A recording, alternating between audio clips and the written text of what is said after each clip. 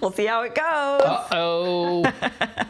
All right, Graham Elwood, thanks for joining the show. Thanks for being here. Thanks for having me. So your channel, the YouTube channel, Political Vigilante. So the way that I was actually introduced to your channel was through my dad, who's big progressive. I talk about my dad all the time. Thanks, Dad. I'm totally a daddy's girl. And he sent me your video when you were talking about your experience, we could call it, with the bank. Oh, when they stole my home, that experience? Yes, that experience. That little experience you had, that minor experience. It was no big deal. Trying to remember, what was that? Oh, that's right. They screwed me out of a home that I literally drove past on my way over here. Really? And it's now probably almost double in value if I were to still own it. So, and I wanted to bring you on my show to talk about this. To make me drive past my home that I foreclosed on? Yes. Thanks, Kim. You're welcome. You're welcome. What are friends for? No?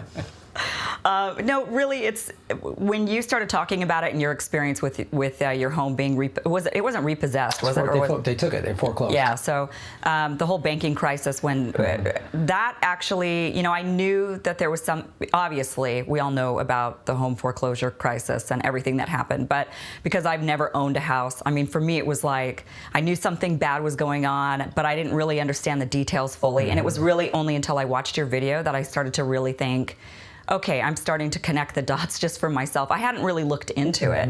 So for me, it was a really educational video and really emotional, and actually made me angry after I watched your video, which very few videos actually make me angry, but that one really, I was pissed. And then I went and read books and I watched documentaries, all because of that, all because of your video. So I wanted to have you kind of share that experience here so that other people can also understand. Well, thank you for having me and for taking the time to not just watch my video, but then go do your own research, because I think and I have a lot of like neoliberal friends. I've lived in LA a long time, and people who work in show business, and they're big Obama apologists. And well, he inherited the problem from Bush, and I go, yeah, he did, and then he made it worse. He didn't do anything. And first, what I want your viewers to know that's important is there's not much of a difference between two political parties. So Goldman Sachs has been in every presidential cabinet since Reagan, and they helped fuel the financial crisis. So, and what happened to me happened to upwards of 10 million people went through foreclosure. So that's not 10 million individuals, that's 10 million families. I don't have any kids of my own, but I was married at the time. It did impact another person. Now you can imagine how many people it affected their children. And, I was doing the thing that I was told. That was the key, the pathway to upward mobility in America. You work hard, you make some money, you buy a little home, it appreciates in value, you sell it, that's what I did. Right. That's what I did. I bought a little home in the San Fernando Valley, a 2-bedroom house, and I bought it for about $200,000, and in about 3 or 4 years, it went from 200 to 380, and I was like, wow. And then I moved down closer to the beach, and and the banks were like, I'm like, can I even afford this? And they're like, yep, we can get you this low interest or no interest loan, and blah, blah, blah, blah. And, why it's important for me to tell the story, and I couldn't I foreclosed in March of 2010. And I couldn't tell people for 5, 6, I was embarrassed. I felt like a failure. I felt like a loser. I felt like, because I've been in show business a long time. I've done over 300 episodes of TV, and I thought, well, and a lot of the comedians I started with have gone on to have really big careers. And I thought, well, maybe maybe I'm no good. Maybe I'm a failure. Maybe I and even my family that had been really supportive of me was like, maybe it's time to get a real job. I was like, real job? I've been doing this is my job. And they didn't view that as a real profession. So it was Jimmy Dore. I came on his show about a month after the election in 2016, so late November, early December, and I hadn't seen Jimmy in several years, and I just came over to his house to like do his podcast. And I'm in his garage, and he's like, I got 140,000 subscribers, and I was like, what? And he asked, so how's your place doing down at the beach? And I was like, oh man. And I told him the story and he went, what? And he was like, you need to keep telling this story. And I was like, I didn't like telling it because it would get me really emotional. I'm a little better with it now, but it would get me really emotional. And he encouraged me to tell the story. And your reaction to watching my video is why I'm glad he encouraged me and why I continue to keep telling the story, because most people don't know someone that went through what I went through. And what I went through is something that millions of people went through. Right. So what happened was, I bought this home, really nice 3-bedroom, 2.5-bath condo. I bought it for $550,000. It was undervalued. It was valued at about $6.25. I sold my place, took the equity from that, put it into the new one. That's what it was like. Great. I was working in television. I was hosting like cable game shows. So I wasn't making like millions and millions of dollars, but I was making a decent, 6-figure income. And, I moved into a better neighborhood because like they kept saying there's a bubble, there's a bubble. They kept saying this. This is 02, 03, 04. They were saying there's a bubble. So I was like, well, let's move into a neighborhood that can withstand, and by the beach is a better neighborhood. That ended up burning me down the road. So, there was some factors like there was an actor's strike and a writer's strike, and so game shows went away and got replaced by reality TV. So I want your viewers to know one of the reasons reality TV became popular, it was a way for the networks, which are part of the corporate media, to get around using unions, the writers' union, the actors' union. So when you watch a reality TV show and you see all these producers, they're writers, they're writing scripts, they're scripted. I know people who I know producers and I know editors who the producer would say, no, edit it so this person is the bad guy and this person is... Right. It's a script. Yeah. With a good guy and a bad guy and everything else. So that was part of I bring that up to show you that it's another way the corporate media... You think it's all of these, people are like, it's so complicated, I don't know how to keep track. And I go, actually, when you start paying attention, it's very simple. There's been a 4 decades long corporate coup of this country. And they control the message by owning every aspect of the corporate media. Do you think it's a coincidence that now there's all these movies and TV shows where Russia's the bad guy again? Creed 2. There's a Chernobyl documentary on HBO. Okay. All of this, Icarus wins the Oscar. So I say that to connect the dots. That's what I do on Political Vigilante a lot, to connect the dots. So I got screwed because massive corporations didn't want to pay union wages anymore. And so game shows went away, show business, nobody said it was fair or anything like that. Nobody put a gun to my head and told me to get into show business. And they were like, well, you should, agents only thought of me as a host. I'm like, I'm a comedian, an actor, we could do all this other. So my point in bringing that up is money got a little tight.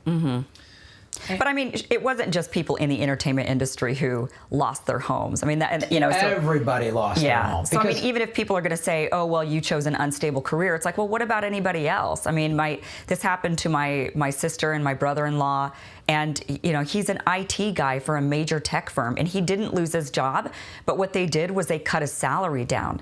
They were like, you either have to take a 20% cut or lose your job, and the option was, well, I guess I'd rather take this cut.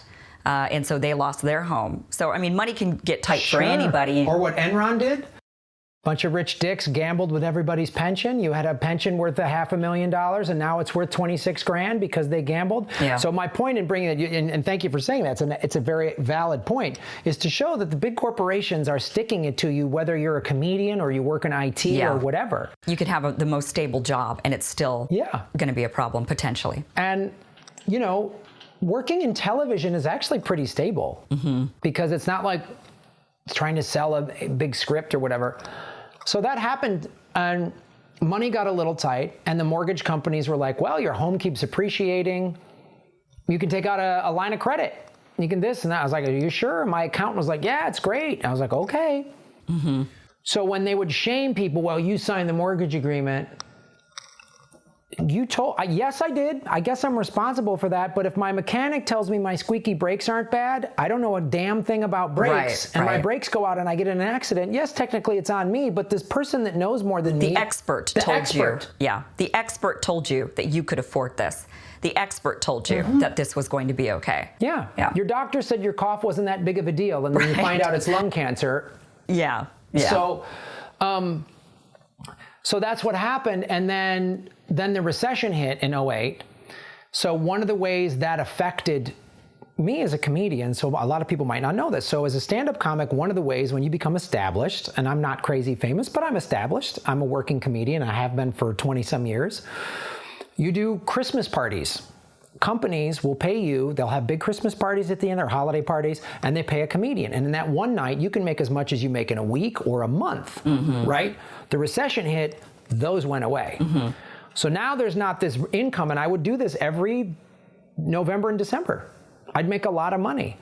That all dried up. And I had really great credit, and IndyMac Bank, who I had my mortgage, told me, and I was never more than 30 days late, right? I had an over 700 credit score, and they said, I called IndyMac, and I was paying later and later in the month, the 15th, the 20th, and I talked to a person at IndyMac right after the recession had hit. So October of '08, the recession hit September of '08. Bush gave $700 billion to the banks. I didn't see a penny of that. And when Obama gave an additional $700 billion, still haven't seen a penny of that. Right. So Kamala Harris is full of shit. And this person at IndyMac said, Graham, if you wait till you're past 30 days late, you'll take a ding on your credit score, but then all this stimulus money, we're there to help you. I said, all right, I'll do it. Several friends of mine, even my accountant said, yeah, do it. I did that. They sent me these documents. We're going to put you what they call a forbearance. So my mortgage payment had started to kind of skyrocket from all the loans that they said, yeah, no problem, no problem, no problem. And they said, we're going to cut your mortgage payment in half for 3 months. In that 3-month time, because there's a national economic crisis, we're going to restructure your loan. I said, I'm not looking for a handout. Just give me a smaller monthly payment. You give me a smaller monthly payment. I even got someone in to rent my place. Moved into a small 1-bedroom apartment with my wife at the time, renting the place. So I'm like, okay, good. I got this. At the end of the 3 months, they said, oh, you don't qualify. And you have been making half payments for 3 months. You now owe us. Oh, God. 3 months of payments. I was like, what? But I voted for Obama and his hope and change. He'll fix it. He gets sworn in January. So that was like December of '08. Obama gets sworn in January of '09. February of '09, he passes the blah, blah, blah, Obama lies will help you act. Same thing. Now it's like Obama's going to help me out. I call Obama, their department will put your thing, same thing, cut your payment way down. They cut it down by like 40-some%, almost in half. 3 months, we'll restructure the loan. Okay, good. Obama, I can trust him. He's better than Bush. He's better than the Republicans. Same thing happened at the end of the 3 months. Now, I'm 6 months behind. I've been making half payments for 6 months. 3 months under the war criminal Bush and 3 months under the liar and war criminal Obama. Now they're telling, and I owe them anywhere between $10,000 to $15,000. I'd get a statement in the mail saying you're 10 grand behind. I go on the website, it'd say 11 grand. I talk to someone on the phone, they say it's 13.5 or whatever. And I was like, oh my God. This happened one more time under Obama. One more plan. And again, then I went to a lawyer. A friend of mine was like, talk to these lawyers. And the lawyer said, don't make any payments. Another expert. He goes, when people get close to foreclosure, they don't want to foreclose on you. When you get close to foreclosure, then they'll make a deal because they want to keep people in their homes. I was like, okay. So I stopped making payments. And I got close to foreclosure. The attorney said, at the very last minute, we'll file for bankruptcy because that buys you another couple of months, wipes out all your credit card debt. Okay. So I think it was Bush that extended that on your credit report from 7 to 10 years. Thanks, Bush. That comes off my record in December, by the way. And at the end, then they wouldn't, my lawyer, they wouldn't deal with me. And here's what I found out later. So One West Bank, headed by at the time Steve Mnuchin, you might know him. He donated to Kamala Harris's 2011 Attorney General campaign, and then when she got elected as Attorney General of the state of California and didn't prosecute him, he then donated again to make sure she got into the Senate. So Kamala Harris, any supporters, I don't want this to come across the wrong way, but she can go fuck herself. But she also protected pedophile priests as a district attorney, so she's solid people. And now, of course, I must hate blacks and women. Because we're clearly endorsing Kamala Harris. Yes, clearly. So, One West Bank bought my mortgage and hundreds of thousands of others from IndyMac Bank at about 30 to 40% of its value, basically 30 cents on the dollar. So what that did now, even though my home had lost 30 to 40% of its value, by buying the mortgage at only 30 cents on the dollar, now they could resell my home and make a profit.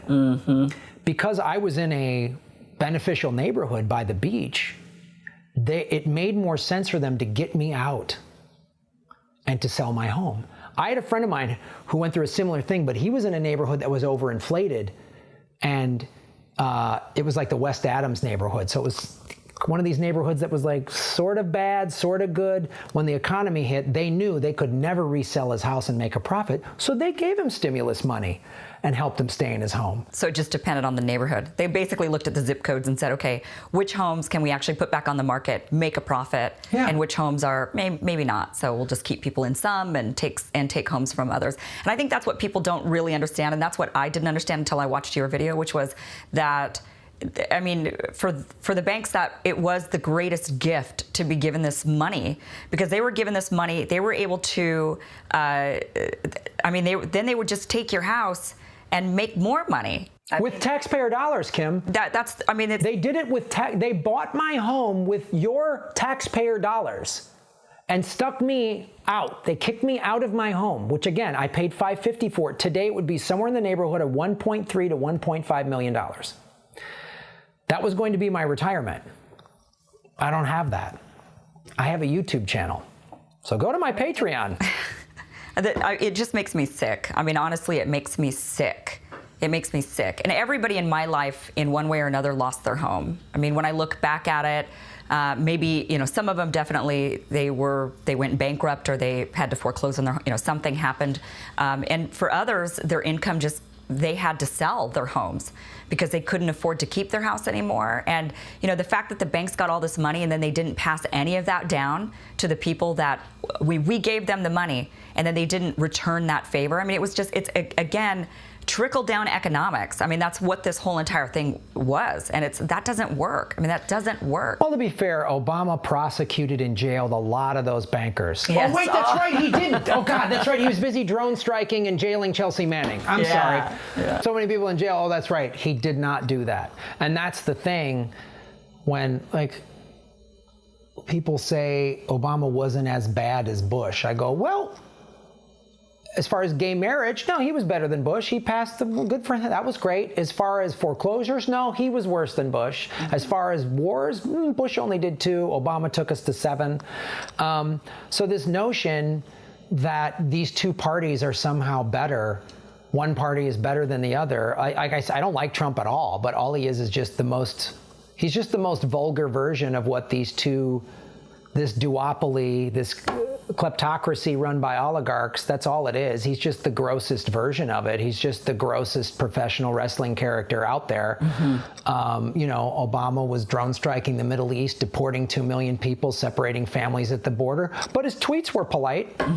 He didn't grab anybody's pussy, so I guess I'm supposed to go, yay. The Ted Bundy is better than Jeffrey Dahmer because he didn't eat his victims. So, I mean, and the reason I don't like telling this story, it's painful and it sucks, but I want people to know, because then the other thing too is they would shame, oh, well, Graham, you shouldn't have this, and that's what kind of the narrative was right after. The narrative was, well, these people weren't forced to take out these loans. They didn't need to take these loans out. They didn't need to buy these houses. Nobody held a gun to their head. But again, it goes back to the expert. The expert said to these people that they could afford it, and people believed it. And there's also this, there's also people think that their situation's always going to improve. People are always thinking, well, I'm doing well at work. Things are going great. I get a raise every year. Yeah. Right. I get a promotion. I get a raise. Exactly. Same thing in show business. I'll get another TV thing. I was making movies. I'm successful. I'm good at what I do. I'll get hired. And we have to be able to, as people, plan for the future like this. Mm-hmm. We shouldn't be thinking of dismal, oh my gosh, what if the worst thing happens? And the crash was for our generation, the worst thing that has happened. We didn't live through the Great Depression, but it was very much, I think, a shaping, I think it's the defining thing of our entire generation. Well, the other thing too, you're absolutely correct, until the next recession hits, and there's going to be another one. There's already a housing bubble, there's a student loan bubble, there's a car loan bubble, and since no regulation was put in place other than Dodd-Frank, which is a Band-Aid on a shotgun wound, it's going to happen again. The thing I want to point out about telling my story is I'm one of the lucky ones, because I was just turned on to this. Susie Dawson told me about this Twitter account called, I think it's The Invisible People or Invisible People, and it's this guy that goes around interviewing homeless people. And a lot of homeless people are not just people that are schizophrenic or whatever, and that's sad, and we need to help those people too. A lot of them lost their homes. They're regular working people that just didn't have a net. They lost it. They're on the streets. You think you see all these tents around in every major American city? You think they're all just lazy drug addicts or whatever the thing? There's a lot of them are just regular people who lost their home in this recession. And when the next one hits, what are we going to do? These banks took this money, our money, $1.4 trillion from both Bush and Obama, and didn't help out. They let millions of people, to upwards of 10 million foreclosures. There's a great book by Dave Dane called Chain of Title that really outlines specifically what Obama did. And just I always make this point. I know Dave Dane, he worked on Obama's campaign. So he's not some like Fox News, I'm going to go after Obama. He's just had to call out the reality of what it was. Yeah. And they could have prosecuted, they could have done so many things, and they didn't. So you'll forgive me why, I voted for Bernie and then Jill Stein, because I will not vote for Hillary Clinton, who took $600,000 to give speeches to Goldman Sachs, where she said, and I quote, "We need to stop this anti-banking attitude in America." So I know that's not wanting an oligarch to let the plutocrats win makes me a misogynist according to the neoliberal left, but yeah, I won't vote for anybody that takes money from those people, and if they screw over Bernie, and not that Bernie's perfect in any stretch of the imagination, and they put another Joe Biden or Kamala Harris or Robert Francis O'Rourke or no policy Pete Buttigieg against Trump, I will vote third party. And I hope the Democratic Party crumbles as a result, because they screwed me over. Yeah, I mean, I'm with you on that. I will not vote for an establishment Democrat. Way. There's no set. For one, and this is really controversial to say, but in many ways, the country is better right now. And Trump is bad. I'm not saying Trump is good. But what he has done has created a catalyst of where so many people have now realized something's got to change. And look at what's happening with the candidates now. They all have had to adopt Bernie Sanders' platform from 2016. He was called crazy and radical, and now it's normal. Yeah. Now everybody's had to change. Everybody's had to shift. So many good things have happened because Trump became president. It's not anything Trump has done. It's just the product of people being angry or people being scared or the Democratic Party realizing that they lost and they want to win next time. So they're adopting these new policies, adopting these new ideas. And the worst thing that could happen at this moment where we're making so much change is to allow an establishment Democrat in office, and then everybody says, oh, they'll go back to sleep. That's all we needed to do. Okay, great. Hold the course. Stay steady. Don't make any change now. No more change needed. And people think, oh no, in order to make the change, we need to get one of these Democrats in office. They won't make the change once they're in. Because once they're in, they're going to say, no, now just stay the course. We won. We don't want to make any change. All they'll do is go, well, Roe v. Wade is safe. Yeah. Gay marriage is safe. Obamacare is safe. But the banks and the war machine and the pharmaceutical companies and fracking and oil, they'll just keep going. Right. That incremental centrism, the centrist Democrats are a disease. It's that cynical Clinton. I hope Clintonism is dead, which was Bill and Hillary's whole mode of operation was, we're going to be just a millimeter to the left of the Republicans. Right. And then, well, yay, we're liberals. Right. And well, I mean, he was the governor of Arkansas. Using prison labor to clean his home. Yeah. Well, I mean, like, how blue could they possibly be? You know? I don't know why anybody would think that they, but yeah, to have another establishment Democrat go into office and to basically unravel the progress that we've made in these years since Trump has been president, as a byproduct of him being president, I'm not willing to go back to that. It won't do us any good. They'll get lazy. They'll say everything's fine, and people won't be. Republicans, especially with a lot of this stuff, they don't call out the Democrats when it's in the Republicans' favor as well. So when the Democrats are doing something for the banks or for the oil companies or for the war machine, any of this stuff, the Republicans remain mum. They don't criticize Democrats over it. And Democrats don't criticize other Democrats over it because they don't want to criticize a Democrat. So nobody pays attention. So when a Democrat is in office and they do something really horrible, like when Obama was actually separating people at the border and locking people up and deporting more people than any other president, nobody paid attention to it because nobody wanted to criticize that. So the thought of going back to that, to me, is a non-starter. Not willing to do it. I would rather, I know this is controversial to say, but I would rather have Trump as president for another 4 years because that means they will make even more radical change. They will have to.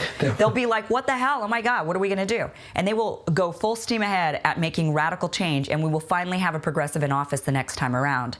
Yeah, maybe the Democratic Party will just get blown up and we'll have a real third party or something like that. We'll have real independents running. Yeah. Because, the fear is if they screw over Bernie again, is he going to just endorse Joe Biden or Kamala or whoever because like he did last time?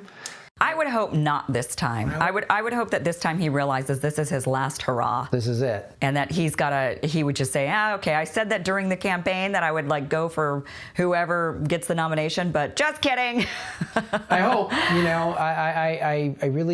I hope they do that because, yeah, if he doesn't, I'm out with the Democratic Party. I'm done with all of them. AOC, any of them. Anyone who's got a D by their name, I'll just you're done. You're dead to me. You work for the devil.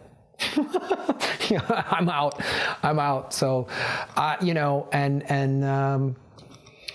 so yeah, that's where I'm at, and you bring up a great point. More people are involved now, not just in the Democratic, but like you and I. You and I were 4 years ago. We're not thinking of doing political YouTube channels, were we? Right. And we're sitting here as a result of it. And your dad, the chain of title to get us here is pretty remarkable, and it shows that way more people are paying attention. People are going to town hall meetings. People are running. People are getting involved. They're paying attention. They're going to opensecrets.org to check where people get their money. Well, and now look, all the candidates once again have had to say no corporate PAC money. I mean, I know that's and they can get around that. Of course, right? That's what it's all lip service for a lot of them. But still, yeah, but they're at least having to say it, and that means that the public is aware, and they're sitting there like, oh, corporate PAC money. We don't want corporate money in politics. The average person is thinking this. They weren't thinking that necessarily before. So much change for the better has happened that I'm not willing to give up that progress. No way. I'm not doing this. It's a progressive or bust. Yeah, I'm not the lesser of two evils. I heard that for 8 years of Bush. Exactly. And then the guy they put in there stole my house. Yeah. So. Well, you and millions of others. So.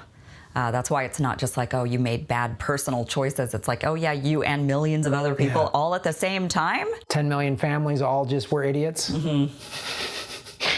Unbelievable. All right. Well, how can people find your show? If they go to youtube.com/Graham Elwood, the show's Political Vigilante. All my tour dates, my social media, everything are at grahamelwood.com. All right. Awesome. And I'll put the link down below. So.